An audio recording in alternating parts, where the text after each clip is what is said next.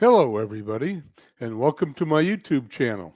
This is Bernie Strom, and I want to apologize for any technical difficulty that I've had when I've started this broadcast. Quite frankly, I'm having trouble.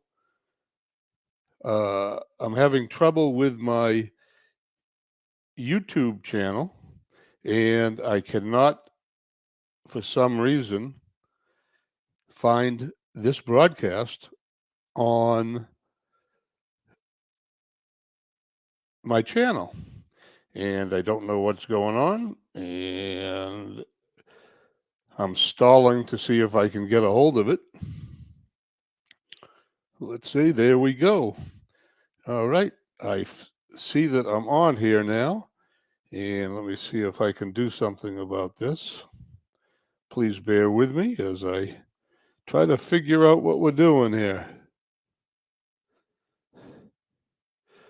Well, there we are.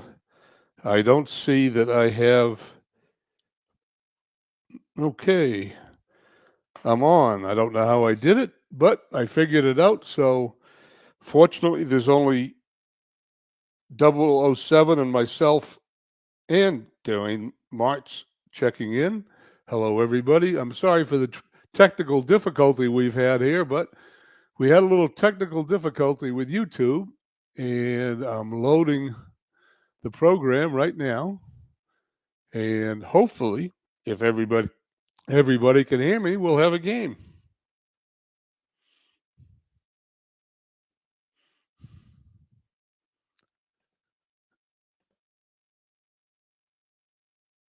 .007, thank you for telling me it's working.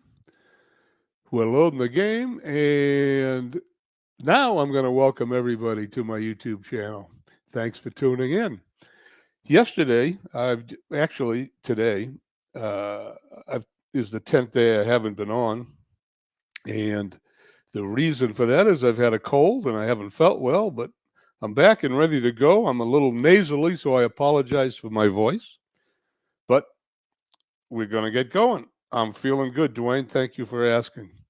Also, I wanted to start this broadcast with the Boston Red Sox schedule because I learned two things yesterday about out of the park baseball and dead ball baseball.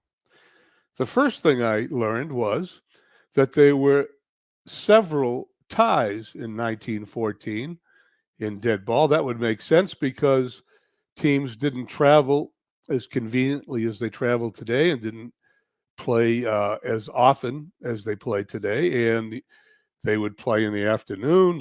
It would get dark, the sun would go down. They'd have to end the game whether uh, it was tied or not. So anyway, there were several ties in 1914, and the reason I'm showing you this is because out of the park baseball has a strange way of treating these ties. First of all, as you'll notice here on the 21st and 22nd of April, there are no games shown. That's not true. On the 21st and 22nd of April, the Boston Red Sox played the Philadelphia Athletics, and both games ended in a tie. I don't know why, but out of the park baseball is treating ties like the games didn't exist. Now, that creates a couple of problems, and I was wondering if Action PC Baseball treated it the same way. So I loaded the 1914 season on Action PC Baseball and saw that no, in fact, Action PC Baseball plays these games, and they treat them as a tie, and you play the game. Now, the reason that's a problem for out of the park baseball, in my opinion, is that the statistics on that game counted for all the players, even though there was no win or loss for the team. The hits, doubles, triples, home runs, whatever happened, pitching stats, all were counted in the record. So at the end of this season, playing out of the park baseball, dead ball, we will have the proper number of wins and losses for each team. But what we won't have are those tie games and the ability of the individual players to get hits in those games. So the statistics are going to be a little off. Dwayne tells me that Digital Diamond plays those tie games also. I have no idea why Out of the Park doesn't play them, but they don't. And I started the season, so I'm going to continue. But from this point on, after this season, I will play all my dead ball games with computer program Action PC Baseball and use Out of the Park for the older seasons where ties did not appear. Okay, let's go play this game against the Washington Senators. Going to check the Red Sox starting lineup. These should be the as-played lineups. They are. Johnson is pitching against Johnson today, by the way. It's Walter Johnson for the Senators against a guy I never heard of, Rankin Johnson, for the Red Sox. Let's start the game.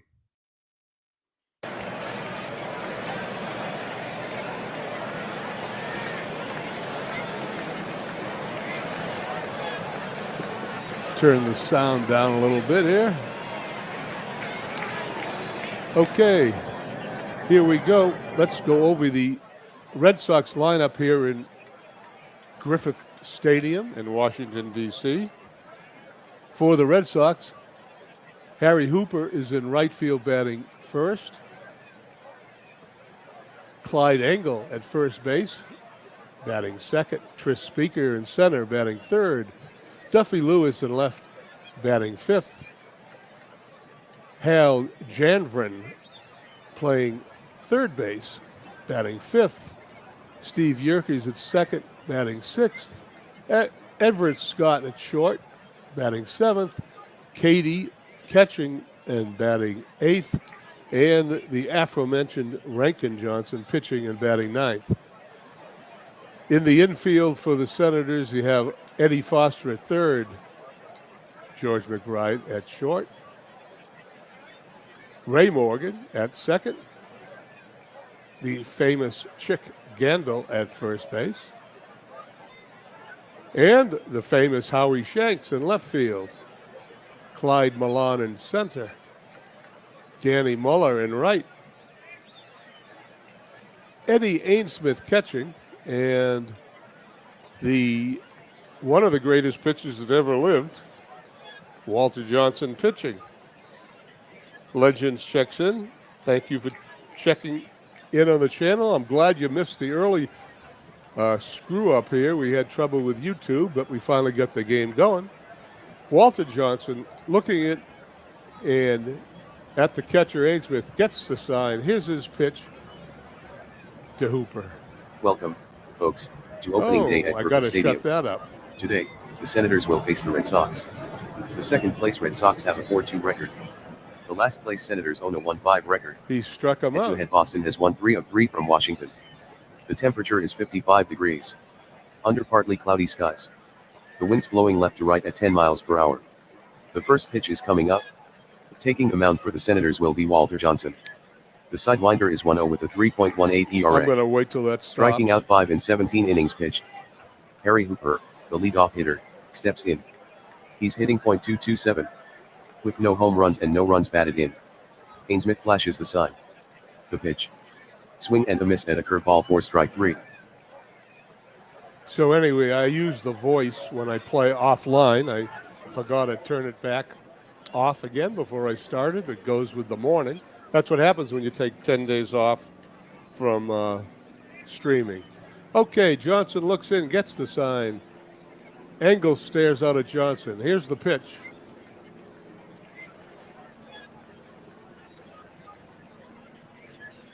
And there is a base hit in a right field. We also have to change a few other things up. Engel's going for second. He's going to go in standing with a double. Bear with me again where I go back to the options.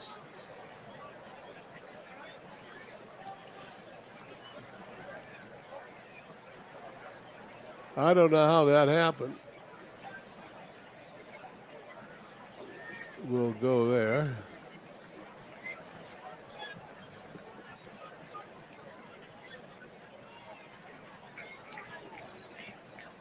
Excuse me.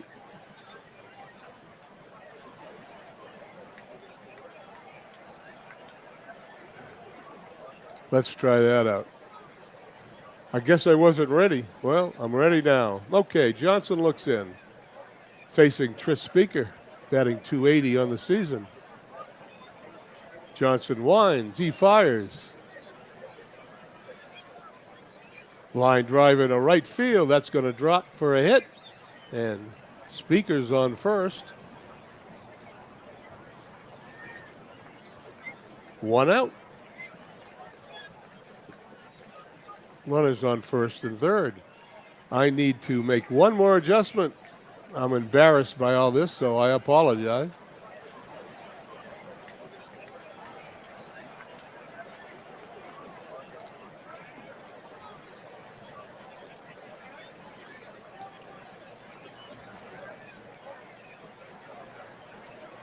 There we go. Now I'm ready.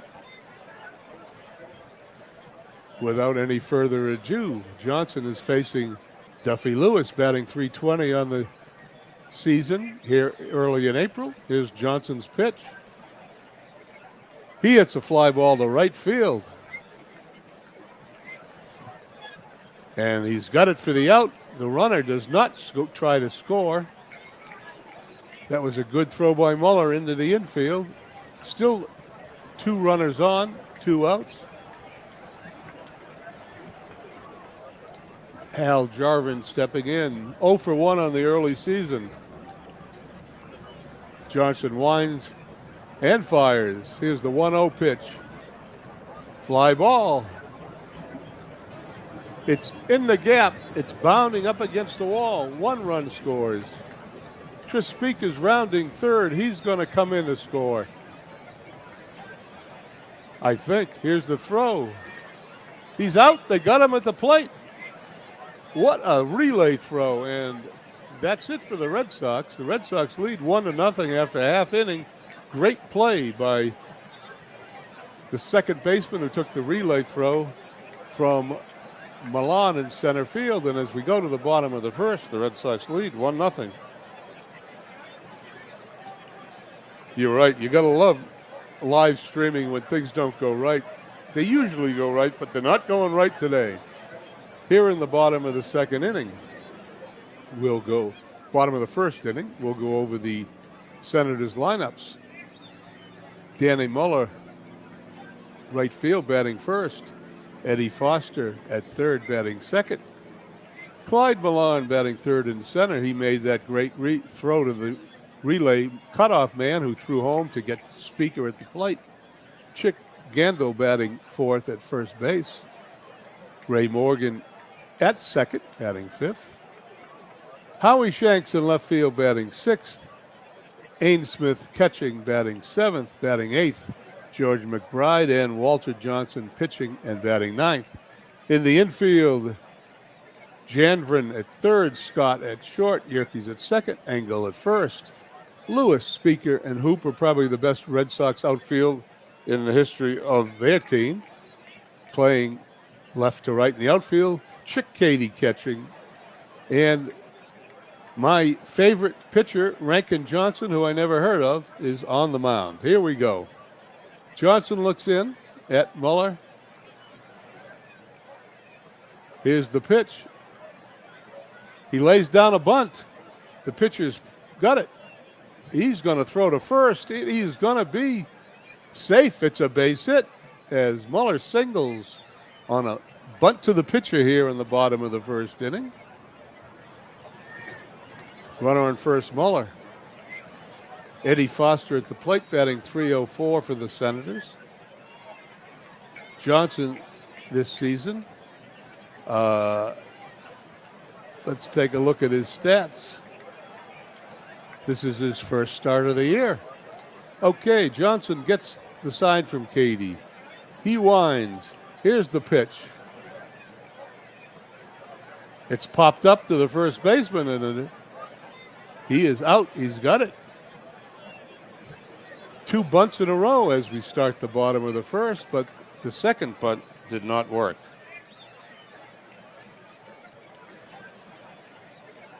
Clyde Milan stepping in, batting .045, 1 for 22.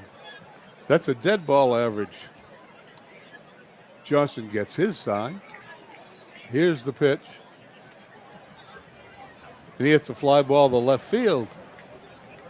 Lewis is under it. He's got it and puts it away for the out. 2 down.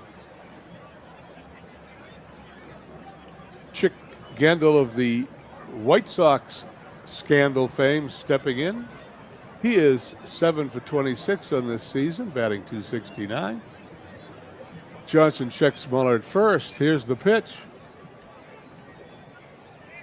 And he hits a ground ball to second, over to first. 3 away. And at the end of 1, it's the Red Sox 1, Senators nothing.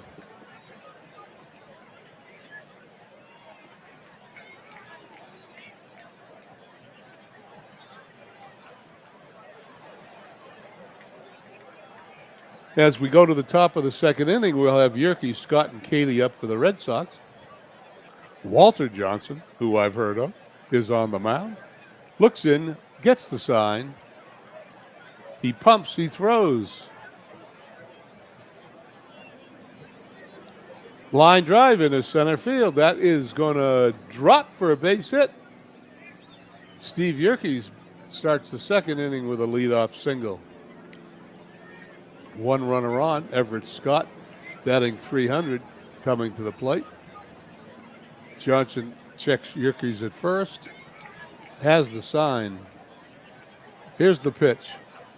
He lays down a bunt. The catcher jumps out in front of the home plate, throws to first, and it's a successful sacrifice, and Yerke moves to second base. Dwayne Rice, Lynn, and Evans wasn't bad. Red Sox have a lot of great outfields in their time. But I'm telling you, after playing all of them, I think this one, Lewis, Speaker, and Hooper in right field, is the best. Pick Katie up. 1 for 3 on the young season. He's played in 1 game so far. Johnson checks the runner at second. He winds, he fires, and he strikes him out swinging. 2 down.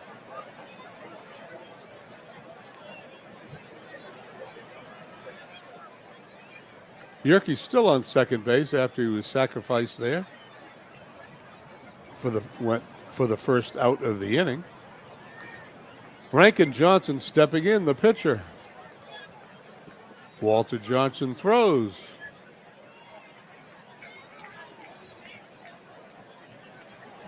There's a base hit, up the gap, all the way to the wall. Rankin helps his own cause by knocking in Yerke's. Standing on second base with a double is Rankin Johnson. Well, I guess he can hit. Johnson at second base. Red Sox now lead 2-0. They've got 5 hits off the infamous Walter Johnson, who's pitching for the Senators.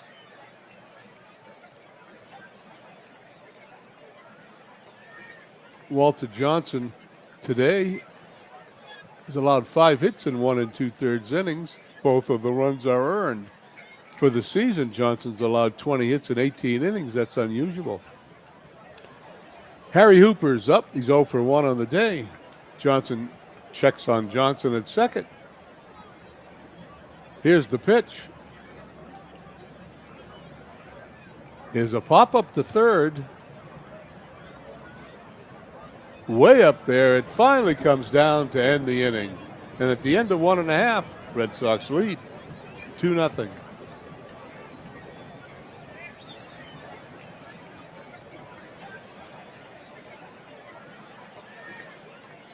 Of course, everyone knows about the famous Red Sox outfielders from 1939 for Ted Williams to 1960 to 61 to Carl Yastrzemski. And then from Yastrzemski, we had Jim Rice. And from Jim Rice, we had a little guy, doesn't get much publicity, but he was a great player, and that was Mike Greenwell. They didn't have to worry about left field very much in Fenway Park for almost 50 years. Rankin Johnson on the mound to face Morgan. His first time up today, 167 hitter. Here's the pitch. It's a pop-up. Didn't get up very high, right at the pitcher. He's got it for the out. More of a line drive than a pop-up, but it wasn't hit very hard. One away here in the bottom of the second. Howie Shanks, made famous by the Howie Shanks League. 2 for 22 in the season, batting .091. Johnson looks in. Here's the pitch. And he hits a fly ball to right field. Backing up is Hooper. He's got it measured. He squeezes it for the out. 2 down.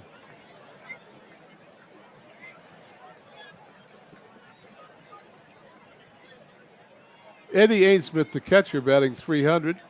3 for 10 on the young season. Johnson gets his sign from Katie.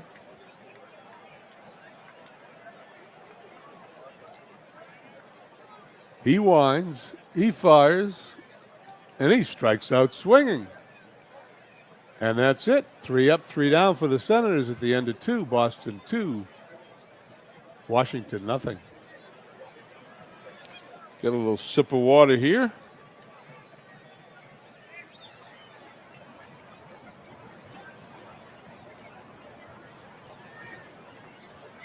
Here we are at Griffith Park, top of the 3rd inning. Red Sox leading 2-0. They will send up Engel, Speaker, and Lewis. Just like Beatles does, I'm going to make Engel, Clyde Engel, the player of the game. We'll read his biography a little later, along with a couple of other things. Beatles has gotten me reading these baseball encyclopedias. And I have them going back about 40 years, and so some interesting things in them. I'm going to read a couple of excerpts out of them pertaining to the Red Sox and the 1914 season as we go along in this game. But here in the top of the 3rd, Walter Johnson will be facing Engel.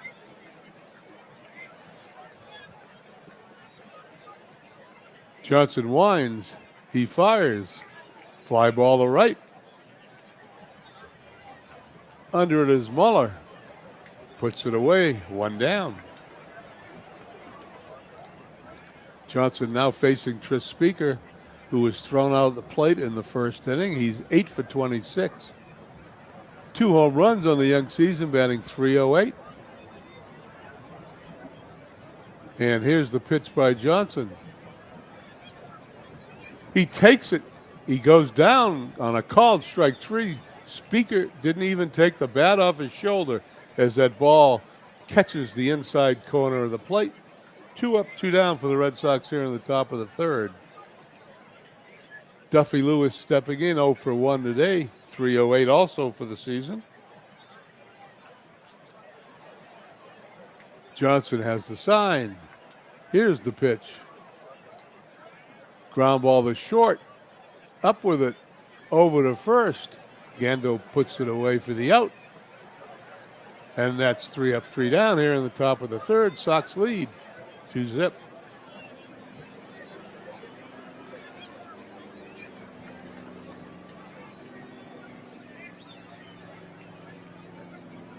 Here in the bottom of the 3rd inning, we've got McBride, Walter Johnson, the top of the order. Muller due up against Rankin Johnson, who today is pitching well. He's pitched 2 innings, allowed 1 hit, struck out 1. Rankin has the sign. He winds. He fires. There's a fly ball to center field. Speaker puts it away for the out. 1 down. Walter Johnson stepping in. 0 for 2 hitting this season.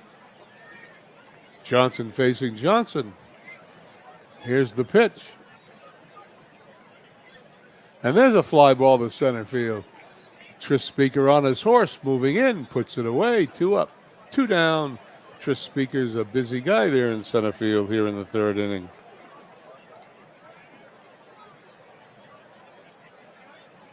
Denny Muller stepping in, 7 for 23, batting .304. He's 1 for 1 on the day. Johnson gets the sign. He winds. He fires. Ball 4. Muller's going to trot on to first base as Eddie Foster steps in. Foster 0 for 1, 292 hitter. Johnson checks Muller at first. Gets his sign from Katie. He throws. And the right fielder gets it on the hop. He's going to throw to third. And he's going to be out by a mile. Unbelievable. That's going to end the inning. That's a great throw as the Hall of Famer Harry Hooper throws out the runner at third to end the inning at the end of 3. Red Sox lead 2-0. Like I said earlier, I'm suffering from a cold.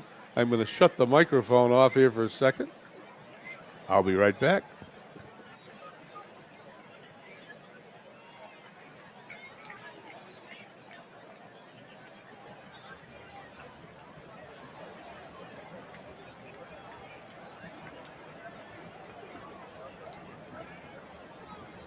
No commercials here in live streaming, so if you have to blow your nose, you're going to have to shut the microphone off. Here at the top of the 4th inning, Janvrin, Yerkes, and Scott are due up. I'm going to take a moment and read from a 1998, the Red Sox Encyclopedia by Robert Redmond, whoever he is. I'm going to read an excerpt about the Red Sox expectations for the 1914 season. The Red Sox placed second in the league in 1914. Actually, it's a review, not an expectation. The Red Sox placed second in the league in 1914 with 91 wins, but nonetheless were 8.5 games behind the Philadelphia Athletics. This was their first full season under Bill Kerrigan. They had a slugging team that led the league in doubles and triples. They led the league with a .235 earned run average for the pitching staff. You would think that'd be enough, I guess. But it wasn't. Dominant players on the team. Tris Speaker continued to be the dominant player on the team. He batted .338, third in the league behind Ty Cobb and Eddie Collins. Speaker was second behind Cobb in slugging percentage and fourth in RBIs with 90. He stole 42 bases, third in the league. He led the league in hits with 193 and was fourth in bases on balls. He also led the league with 46 doubles. He continued his spectacular fielding, leading outfielders in putouts, in double plays executed, and in the number of chances per game. Dick Hoblitzel, in his first year at first base, who isn't playing today, also batted over 300 at .319. The Red Sox pitchers were led by Dutch Leonard with 19 wins and 5 losses, a .792 percentage, and an unsurpassed earned run average of 1.01. Leonard was second in winning percentage behind Chief Bender of the Philadelphia Athletics, who was 17-3. He was fourth in the league in wins, third in strikeouts, tied for second in shutouts with 7, and gave up the fewest hits in a 9-inning game, 5.7. Ray Collins was another pitcher stalwart with 20 wins, 13 losses, a 2.51 ERA. Ray Collins was third in the league in wins and fourth in shutouts. Rube Foster, a third pitcher of note in 1914, won 14 and lost 8 with a sparkling 1.65 ERA. 1914 was also Babe Ruth's first year in the big leagues. He had only 3 decisions as a left-handed pitcher, with the Red Sox winning 2, losing 1 in 4 games with a 3.91 ERA. Anyway, that's what the Red Sox Encyclopedia says about him. Let's get back to the game. Here in the top of the 4th inning, Johnson facing Janvrin.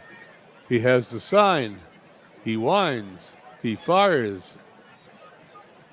Pounding ball to third. Up with it. Over to Gandil at first. 1 up, 1 down. Johnson facing Steve Yerkes. He's 1 for 1 on the day. .250 hitter. Early here in the season.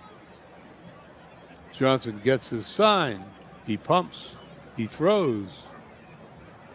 Another ground ball to third, and he boots the ball. He's not even going to throw it. Yerkes is going to reach first base on an error by the third baseman, Eddie Foster.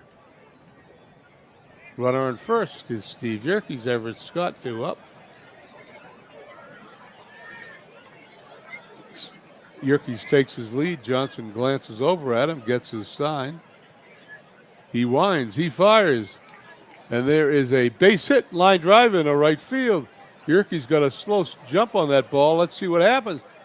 He's going to hold up at second base. He thought that ball was going to be caught by the right fielder and didn't take much of a jump. Runners on first and second now for the 2-0 leading Red Sox here in the top of the fourth against Walter Johnson.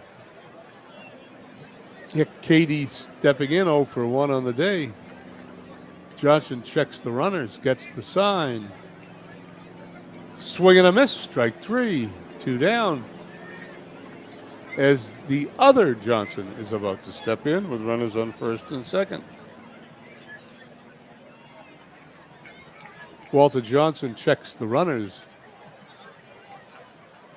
He winds, he fires. And as a swing and a miss, strike 3, he gets out of it without allowing a run. At the end of 3.5, Red Sox still lead 2-0. Here we go to the bottom of the fourth inning. Milan, Gendel, and Morgan due up for the Senators. I'm going to call him the other Johnson, pitching a good game so far, allowing only 2 hits to these Senators. Johnson gets his sign from Katie.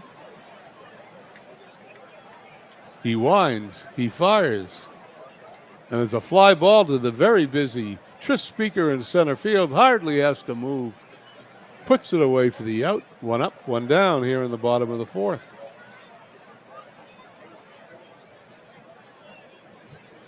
Chick Gendel, the first baseman, hitting .259, 0 for 1 on the day. Tris Speaker positions himself in center field.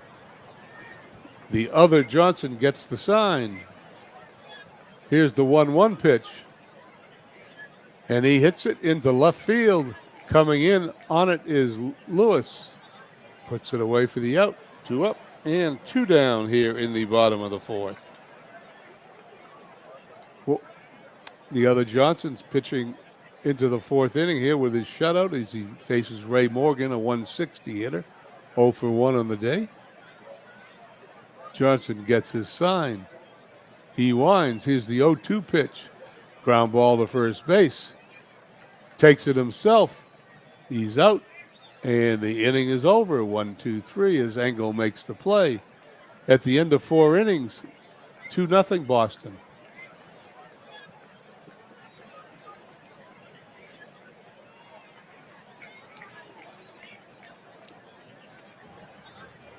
Walter Johnson will face Hooper, Engel, and Speaker.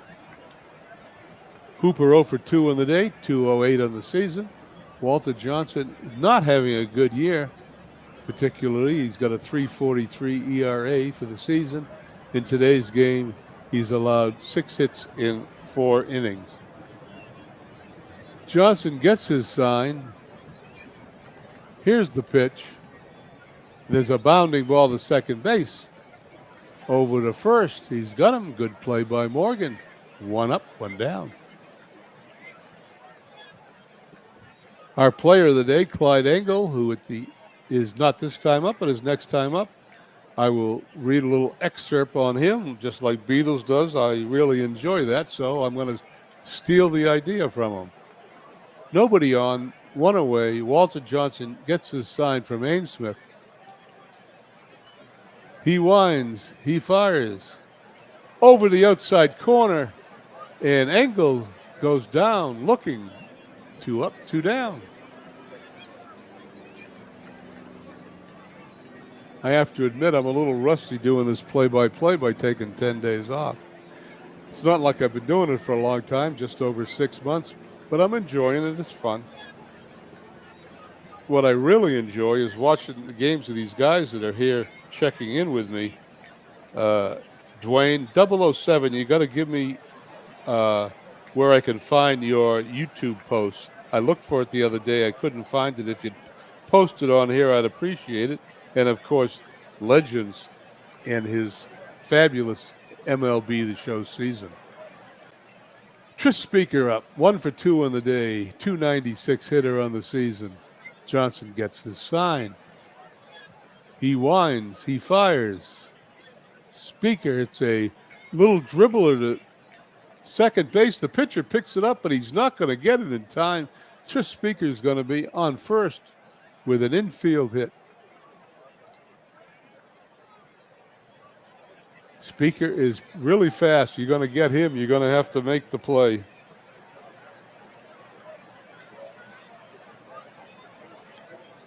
Okay, Walter Johnson, who Legend says is underperforming pretty universally with games he finds. I don't disagree. I have that same problem with Cy Young. Okay, here we go. 2 away here in the top of the 5th, almost halfway through the game. Walter Johnson facing Lewis 0 for 2 on the day. Johnson checks Speaker at first. He's a threat to steal. Gets the sign. Here's the pitch. And there's a pop-up. It will come down, and it just came down. He is out. The second baseman puts it away. Morgan, and there we go. At the end of 4.5, halfway through the game, the Red Sox lead the Senators. The Red Sox 2-7-0. The Senators 0-2-1. Here we go to the bottom of the 5th inning. For the Senators, Howie Shanks, Ains Smith, McBride due up. You're welcome, Dwayne. I really enjoy. As a matter of fact, Dwayne, I want to tell you that I'm going to play some dead ball using APA baseball. Watching you has convinced me I want to play it, and I am going to score it with Digital Diamond just like you do. I don't know if I'm going to stream it, but I'm going to play it. Here we go. The other Johnson facing Howie Shanks, 0 for 1 today. Johnson gets his sign. He throws. Little dribble in front of the mound. Katie hops on it, throws to first, puts Shanks away for the out. 1 up, 1 down, bottom of the 5th. Walter Johnson. I knew I was going to make that mistake today. Rankin Johnson looks into Katie. He gets his sign. He's facing Ains Smith 0 for 1, batting .273. And here's the pitch. Line drive into right field. That's a base hit. Hooper picks it up on the bounce. Throws it in to Yerkes. As Ains Smith, the catcher, is on first base with 1 away. Ains Smith on first is McBride, who's 0 for 1 today, stepping in, batting .273. Big Clue, thank you for checking in. Good afternoon to you. McBride batting from the right side. The other Johnson pitching from the right side. Checks Ains Smith at first, gets his sign from Katie. He winds, he fires, and he misses. Ball 4. Rankin Johnson now in a little trouble here with 1 out here in the bottom of the 5th inning. Red Sox leading 2-0. Stepping in, the Walter Johnson, 0 for 1 on the day, 0 for 3 on the season. He's got runners on first and second, 1 out. Let's see if the AI has him bunting. The other Johnson throws. They do, and he bunts it towards first. Picks it up, throws to Yerkes covering second. Runners advance. 2 down, with both runners now advancing to scoring position.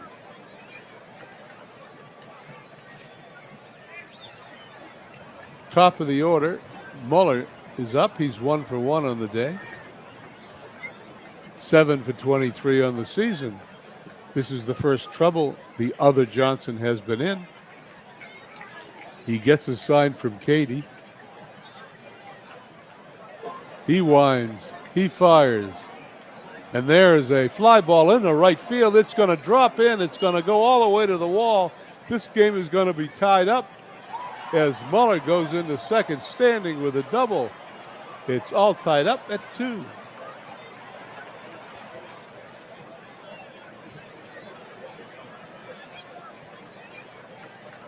Excuse me, I had to cut the mic off there as I was coughing. Runner now on second base is Danny Muller, as the other Johnson was pitching Walter Johnson pretty tough until this inning. Here we go. Foster is up. Eddie is 1 for 2 on the day, a .320 hitter. Go ahead run on second.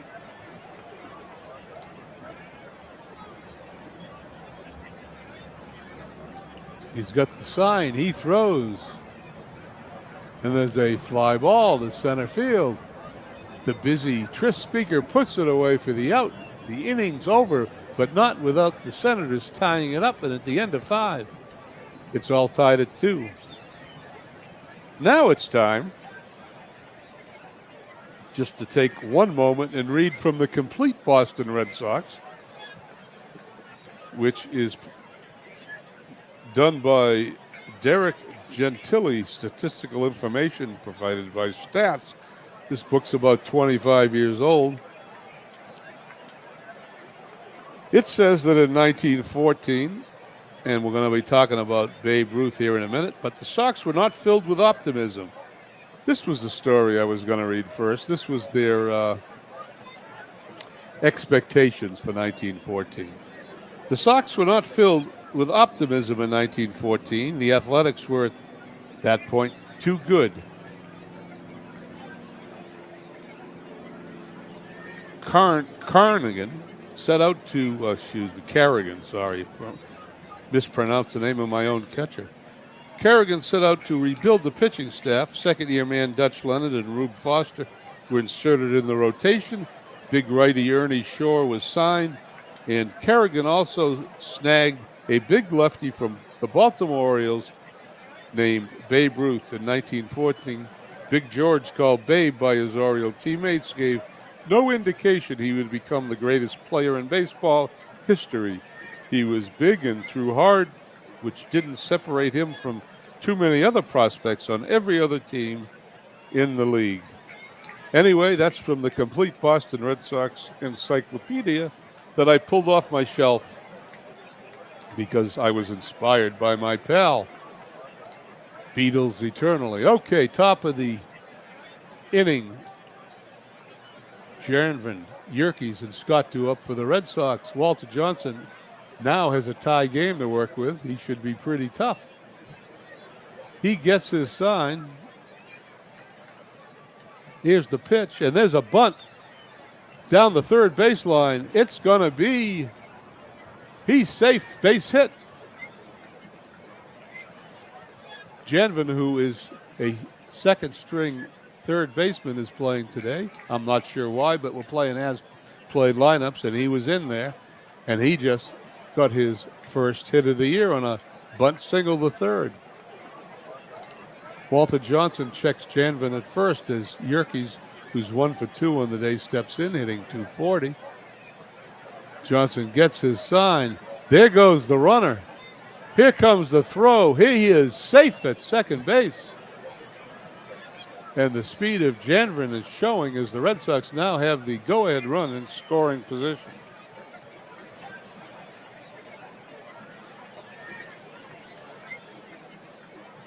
Johnson now has a runner on second to deal with. Gets his sign from Ainsmith. He winds. Here's the pitch. It's in front of the mound. Catcher pops out, gets it, throws to first. Runner goes to third, one down. It was a bunt. I didn't notice that. I apologize. Taking 10 days off. I'm a little rusty, but I'll get there. I should have known Yerkes was going to bunt with a runner on second base and nobody out. That's standard dead ball baseball. Everett Scott 1 for 1 on the day, .333 on the year.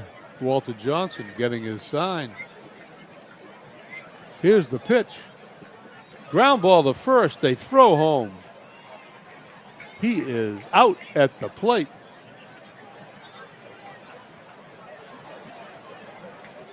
Two down. The threat is over because Scott's on first base, and the Red Sox have blown an opportunity to take the lead.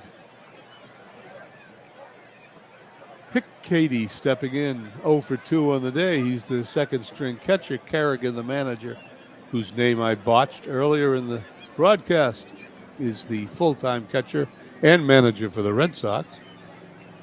Katie steps in. Johnson throws. He swings and misses, strike 3, and the inning is over. At the end of 5.5, it's all tied at 2.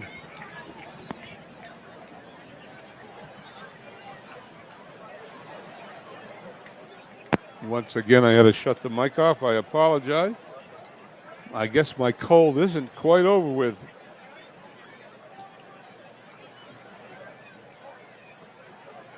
But waiting 10 days to put another broadcast on, I got itchy to put one on, and here we are today. Bottom of the 6th. 3, 4, and 5 hitters, Milan, Gandil, and Morgan do up against the other Johnson. He gets his sign. Here's the pitch. There's a bunt in front of the mound. Katie hops in front of the plate. Easy throw to first for the out. 1 down. A lot of bunting in today's game as Chick Gandil, with nobody on and 1 out, steps up. I bet he doesn't bunt as Johnson gets his sign. He throws, he swings away, and it's a ground ball to first base. Angle up with it, takes it to the bag. 2 up, 2 down here in the bottom of the 6th. Morgan 0 for 2 today, batting 154, but it's still early. The other Johnson today has pitched 5 2/3 innings, as I stumble over my words. 4 hits, 2 runs, walked 2, struck out 1. He's pitched pretty good game. He gets his sign. He winds. Here's the pitch. And there it is, a pop-up. Second baseman's under it. Puts it away for the out. And that's the inning at the end of 6. All tied at 2. Rankin Johnson, who doesn't pitch too often for the Red Sox, will be leading off. He has a hit and an RBI today, followed by Hooper and Engel. Walter Johnson looks in. Here's the pitch. Right over the inside corner, and the other Johnson is punched out. 1 up, 1 down.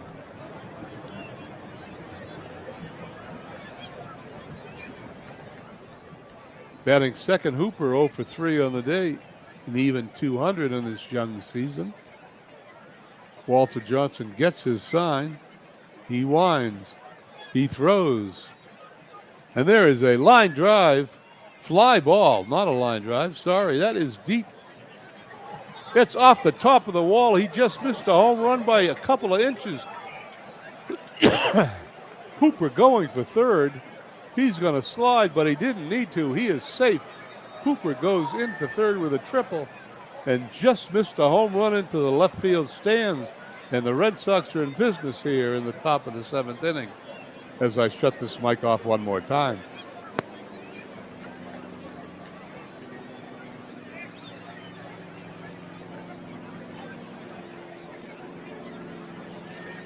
Okay, we're back. I'm apologizing for all this. I think I'm going to wait a little bit before I do my next broadcast. I guess this cold isn't quite over. Engel is up, and I was going to read about Engel, but I'm not going to read about Engel because this is a crucial moment in the game. Hooper's at third. We'll read about him after the 7th inning stretch. Hooper takes his lead off a third. Walter Johnson, with the infield in, gets his sign. Here's the pitch. Ground ball is short. They're going to throw home. They're going to send the runner. He is going to be out. And for the second inning in a row, the Red Sox have a runner on third thrown out at the plate on a ground ball to the infield. And for the second inning in a row, they go from 1 out runner on third to 2 outs runner on first. We're all tied up as Engel's at first. Stoll second his last time up. Tris Speaker's having a good day, 2 for 3, batting .321. Speaker looks out at Johnson. Walter Johnson gets his sign. Here's the 2-2 pitch. Right back to the mound, over to Gendel at first, and the inning's over.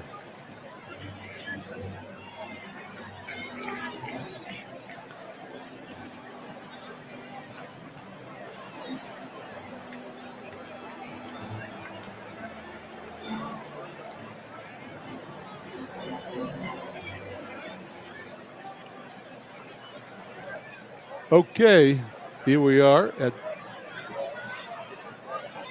the end of 6.5, 2-2. As we go to the bottom of the 7th inning, Washington will have up 6th, 7th, and 8th hitters. But let me read that spot about Engel, because there's something interesting in here I thought you guys would enjoy. Or at least Clyde Engel. Arthur Clyde Engel, he was an outfielder, first baseman, third baseman, a .265 lifetime hitter. Clyde Engel is best known for hitting a fly ball that should have been an easy out but was not. In the 10th inning of the deciding 8th game of the 1912 World Series, Boston utility man Engel led off against Giants' Christy Matheson. Pitch hitting for Smokey Joe Wood, a good hitting pitcher who had injured his hand in the top of the inning. The Red Sox were down 2-1. And Engel lifted an easy fly ball to center field to Fred Snodgrass. Snodgrass settled under it and dropped it. Any high schooler could have caught it with a case, commented Fred Lieb. The only possible excuse was that he'd had too much time to think while the ball was in the air. Engel scored on Tris Speaker's single. Minutes later, Larry Gardner's long sacrifice to right brought home Steve Yerkes with the winning run, and Snodgrass' error became his $12,000 muff. Engel, nicknamed Hack because his strength reminded observers of the powerful wrestler Hackenschmidt, who I've never heard of, was a teammate of Ty Cobb and Nat Rucker on the 1905 Augusta Taurus. Detroit was originally considering Engel's purchase. The Tigers had an option to buy any player they wished off the Augusta roster for $700. But Sally League umpire Bill Lord Byron advised the Detroit Tigers that Cobb was the better bet. And that's why I thought Engel's biography was pretty good. He hit the fly ball that should have ended the World Series, but didn't. And he could have been purchased in place of Ty Cobb. Could you imagine if Engel was purchased and Ty Cobb went somewhere else? Okay, here we go. Howie Shanks is up against the other Johnson. Johnson gets his sign. Here's the 0-1 pitch. And he pops it up. Second baseman and shortstop converge on the ball, but the second baseman is calling for it, puts it away, and there's one down here in the bottom of the 7th inning.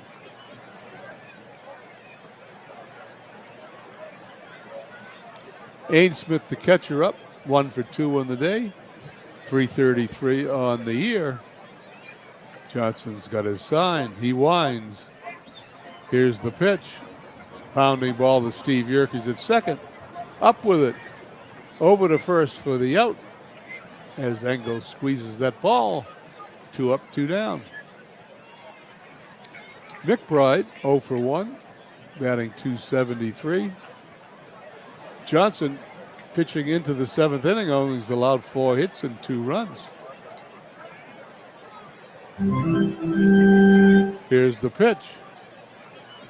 He strikes out swinging, and the inning is over as we go to the top of the 8th. It's all tied at 2. Here we go.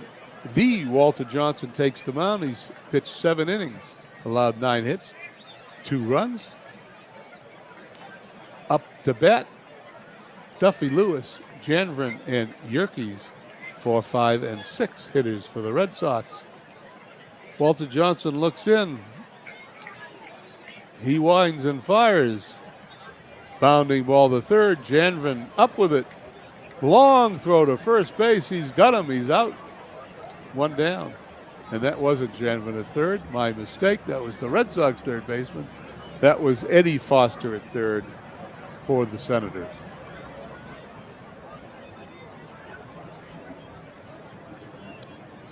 Stepping in, Larry Gardner. Larry Gardner is pinch hitting.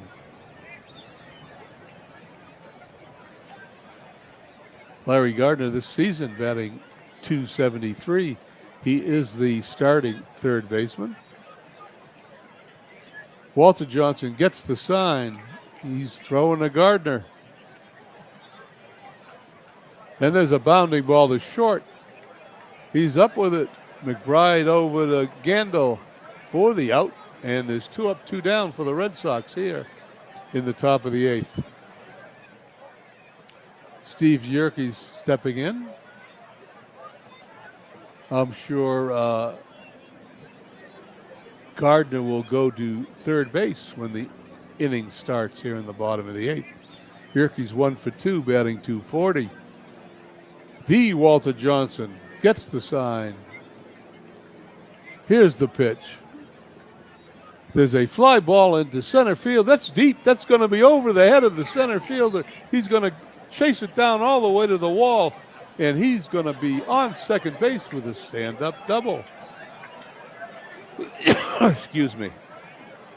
The Red Sox are in business now with 2 outs here in the top of the 8th inning. As Everett Scott is due up. Go-ahead run on second in the form of Steve Yerkes. Scott 1 for 2 on the day, 318 for the season. Walter Johnson just allowed his 10th hit of the day. Johnson checks Yerkes at second. He throws.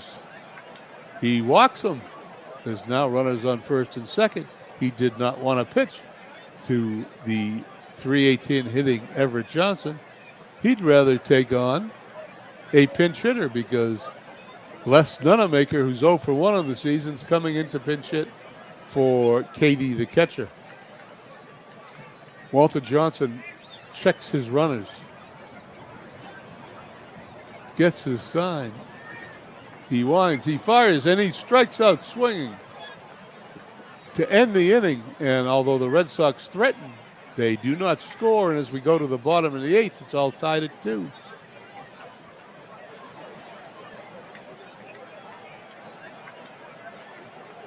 Here we go in the bottom of the 8th inning. The Walter Johnson will be batting for himself, followed by the top of the order, Muller and Foster. Here we go. The other Johnson against Walter Johnson. Here's the pitch. Ground ball to first. Then goes up with it over to Johnson, who gets Johnson at first. 1 down. Muller stepping in, 2 for 2 today against the other Johnson. He's a .333 hitter. Johnson gets his sign. He winds. He fires. And there's a fly ball in the left field. Duffy Lewis puts it away for the out. 2 down. Rankin Johnson, who is the other Johnson, obviously, is out pitching Walter Johnson, although they've both allowed only 2 runs. Boston has 10 hits to the Senators 4. Foster 1 for 3 on the day, batting .308. Here's the pitch. Ground ball to second. Yerkes up with it, over to first. 3 up, 3 down as we head to the top of the 9th, all tied at 2. As we just passed the 1 hour mark here Let's see if we're going to have extra baseball or someone can come through here in the ninth inning in the Johnson pitchers duel. Walter Johnson, 8 innings, 10 runs, 2 hits, 1 walk, and 9 strikeouts. He will face Rankin Johnson, which is how the last inning started, bottom of the 8th. Johnson against Johnson. Hooper, then Engel at the top of the order. Johnson gets his sign. Here's the 2-2 pitch. He swings and misses. 1 up, 1 down here in the top of the 9th inning. Top of the order, Harry Hooper due up. Hooper, 1 for 4 on the day, 231 on the season. Walter Johnson gets his sign. He winds. Here's the 3-1 pitch. Line drive, base hit, right field, and the Red Sox have the go-ahead runner on with 1 out here in the top of the 9th inning.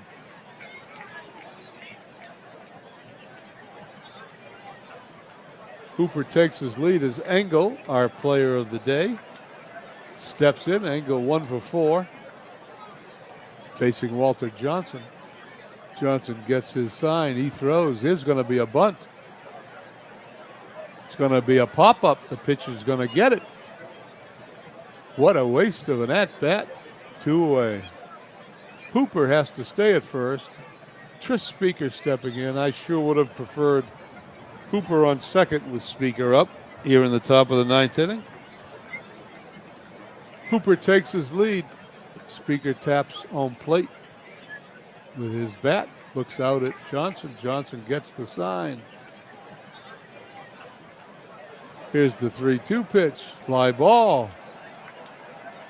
It's in the gap. It goes all the way to the wall. The runner looks like he's going to score. He does score, and Tris Speaker is in the third standing with a triple. The Red Sox grab the lead, 3-2.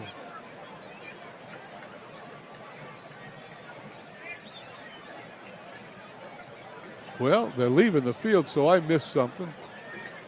I'm going to go back to here. Let's see what happens. It was a double. Harry Hooper to third. Runner from third tries for home. He's safe. Throw by the right fielder trailing the runner. And Speaker was out at third base, but the Red Sox took a lead, 3-2. That's the hard part sometimes of broadcasting out of the park baseball. On occasion, it is not obvious. That kind of play is obvious with action PC baseball. Anyway, I hope you excuse my play-by-play error. However, the Red Sox have a lead as we go to the bottom of the 9th inning.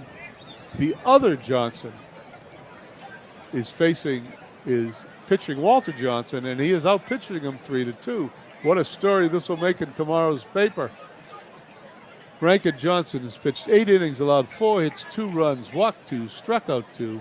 Will face the heart of the Senators' order, Milan, Gandil, and Morgan. Milan 0 for 3 today, 0-40, only 1 for 25 on the season. Johnson gets the sign. He winds, he fires, and he walks a 0-40 hitter. As a Red Sox fan, I can't tell you how many times that happens.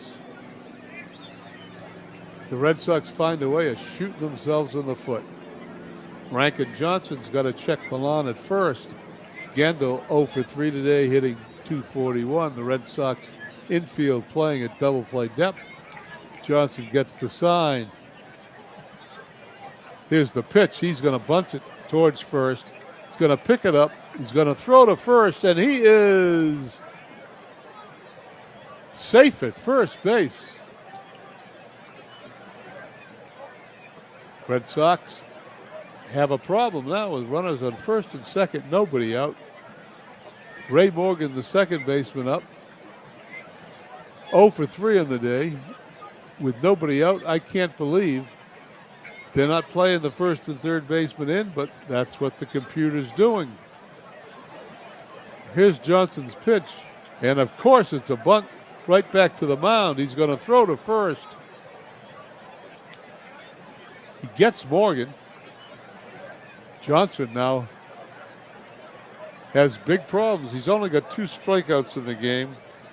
I am not sure he's going to be able to get out of this jam. Tying run on third in the face of Milan. Gandil at second represents the winning run. The other Johnson looks in at Shanks, who's 0 for 3 on the day and only 2 hits on the season. Let's pitch and see what happens. He's going to intentionally walk him. The bases are loaded, setting up a double play. Now the infield moves in. Wouldn't a double play any infielder to the catcher to first be in the Boston Red Sox mind is Eddie Ainsmith stepping in, who's 1 for 3 on the day, batting .308. Without any further ado, Johnson's going to throw. And there it is, a fly ball to center field. Tris Speaker's got it, but that runner's going to score. The game is all tied at 3. Red Sox have blown it here in the 9th inning. When you walk the first batter of the 9th inning, when you're ahead by 1 run, you should expect no less.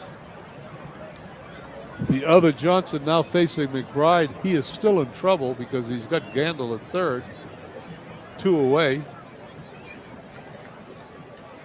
McBride batting .261, 0 for 2 on the day.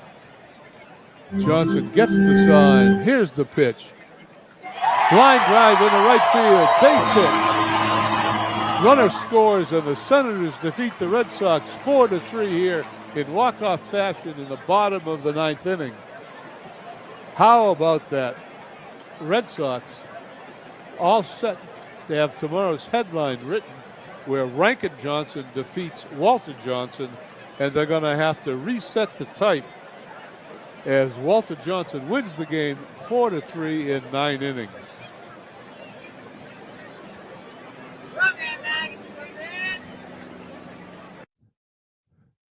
Here we go. Let's look at the line score. 4-6-1 for the Senators, only getting half as many hits as the Red Sox, but they've managed to score what is important, the 4th run here in the bottom of the 9th inning, scoring 2 runs, winning the game 3-1. The Red Sox 3-12-0. The Washington Senators beat the Boston Red Sox 4-3. Washington pitcher and Alexandria, Virginia native Walter Johnson led the way. Washington is now 2 wins, 5 losses on the season. George McBride was the walk-off hero for Washington with the game tied in the bottom of the 9th. The Senators shortstop hit a dramatic run-scoring single to send the teams home. We'll kick back tonight, then get set for the next one, McBride said. And there it is as we go over the Muller had 2 hits as we go over the box score for the Senators. For the Red Sox, 12 hits.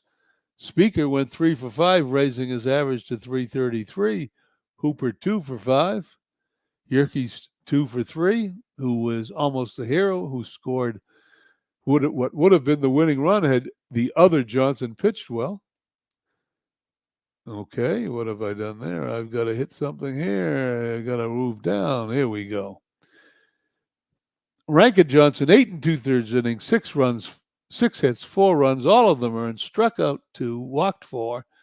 Through 97 pitches, could not outpitch Walter Johnson, 9 innings pitched. Although he allowed 12 hits, only 3 runs, he did strike out 10.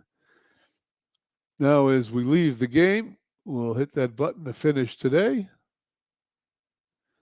We'll check on the standings for 1 second, and I'll let everybody go and finish their Mondays. The White Sox lead the American League with a 6-3 record here early in April. Red Sox 4-3, 1 game back. The Washington Senators in last place at 2-5 in the National League. The St. Louis Cardinals off to a hot start.